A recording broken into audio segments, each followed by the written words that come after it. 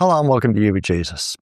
I was talking with someone recently and he expressed a belief in God, but it was all very vague and ethereal, and I probed a little more. I asked, "What do you think of Jesus?" And he literally could not answer.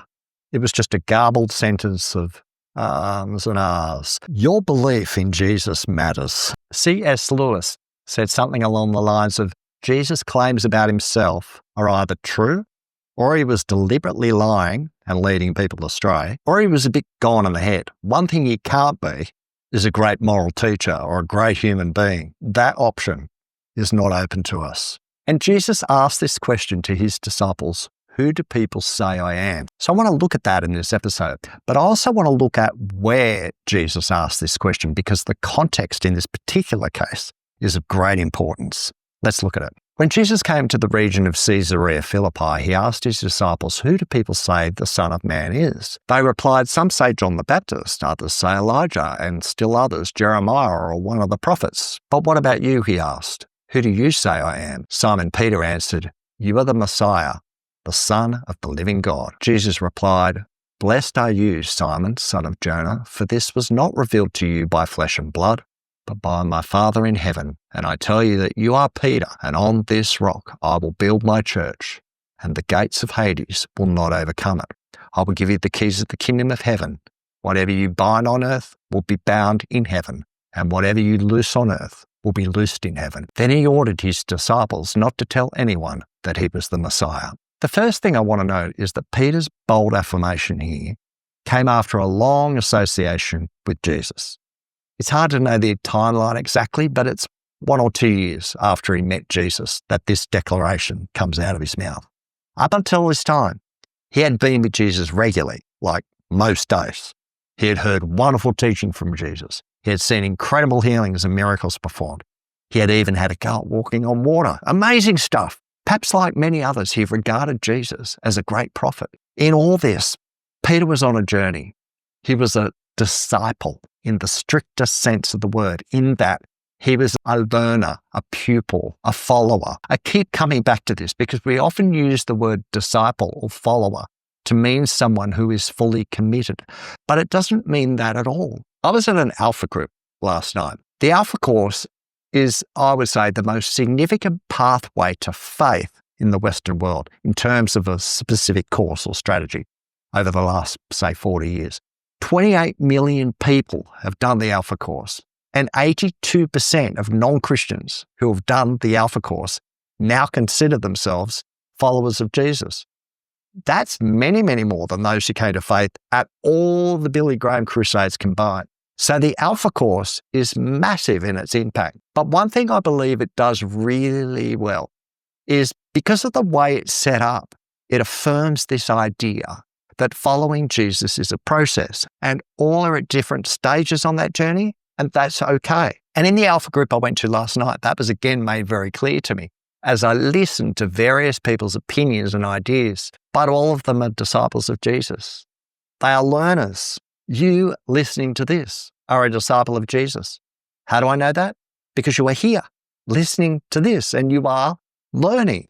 And the question you also must respond to at some point on that journey is, who do you say he is? For Peter, there is this revelation that he is the one. He is the Messiah. He is the fulfillment of Israel's national hope.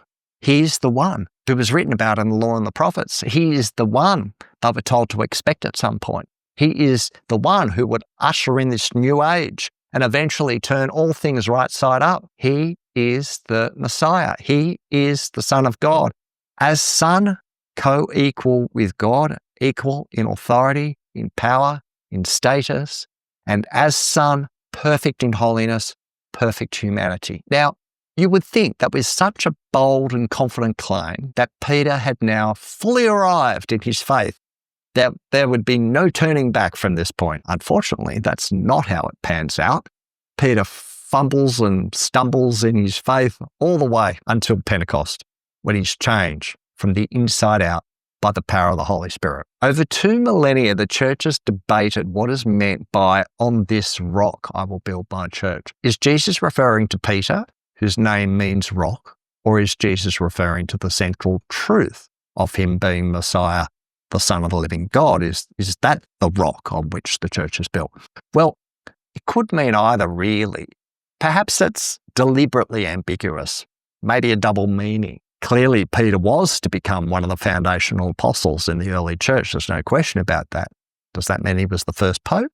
I'll leave you to have your own opinion. The central question is not, who do we say Peter is? The central question is, who do we say Jesus is? And I want us to note here where this entire exchange between Jesus and his disciples is happening.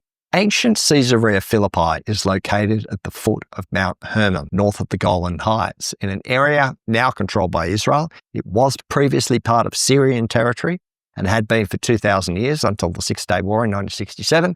And it's an important water source, the whole area. The spring is one of the major feeders to the Jordan River. So Israel wanted it. Back in Jesus' day, it was under control of the Romans. And it's actually 60 kilometres from the epicenter of Jesus' ministry in Galilee. So even if they walked 20 kilometres a day, that's a 3-day walk just to get there. Point being, you don't go there without a reason. Why does Jesus walk them all that way to that specific location and all the way back? There are 2 contextual clues. The first is Herod the Great's son, Philip, named the area Caesarea Philippi in honour of himself and Caesar. It became Philip's provincial capital. It was as Roman could be. Definitely not a Jewish town. There's no evidence of a synagogue in the region. Jews had no reason to go there. This was as pagan could be. And the temple there was in honour of Caesar Augustus. Secondly, for hundreds of years prior to this, Caesarea Philippi, previously called Banias, and before that Panias, had been a pagan cult city in honour of the god Pan.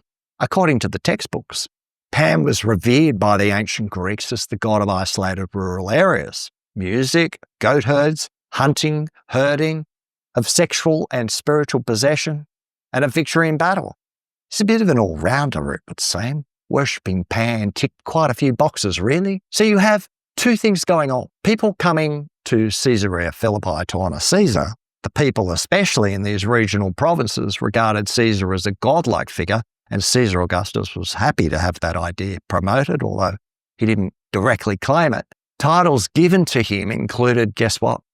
Son of God. And in addition to all that, you have the historical connection to the cultural, Hellenistic, religious folklore, which included the worship to the god Pan. We need to remember that although the people were politically Roman, they were culturally Greek. That is, of course, the non-Jews. And what revelation does Peter come out with in this specific location? You, Jesus, are the Messiah. You, not Caesar, are the Son of the living God. In the midst of the cult of worship to the emperor, in the midst of the cult of worship to the god Pan, he says, you are the Messiah, the Son of the living God. It's one thing to make this pronouncement in a church.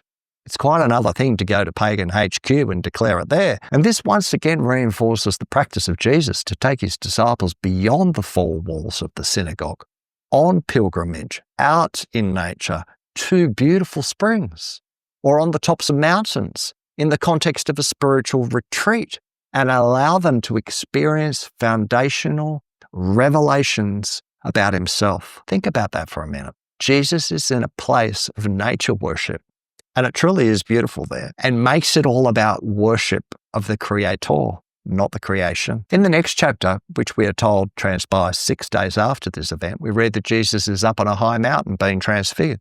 It's quite possible that this was Mount Hermon, directly above Caesarea Philippi. And following Peter's declaration, Jesus says, on this rock I will build my church, and the gates of Hades, or hell, will not prevail against it. Is it possible that Jesus was standing on the very rock on which the altar to the god Pan stood? Is the great cave which gushed out water where worship to Pan happened, is that what is being alluded to when Jesus speaks of the gates of Hades? We can't know for sure, but it's an interesting possibility. What we can know for sure is that Jesus took his disciples to the nearest centre of paganism, Caesarea Philippi, a journey not just in distance, but a journey in total contrast to their familiar surroundings. And there made himself known in a defining moment for his disciples. And it's from this point exactly that Jesus begins to speak to them more freely of his death and resurrection.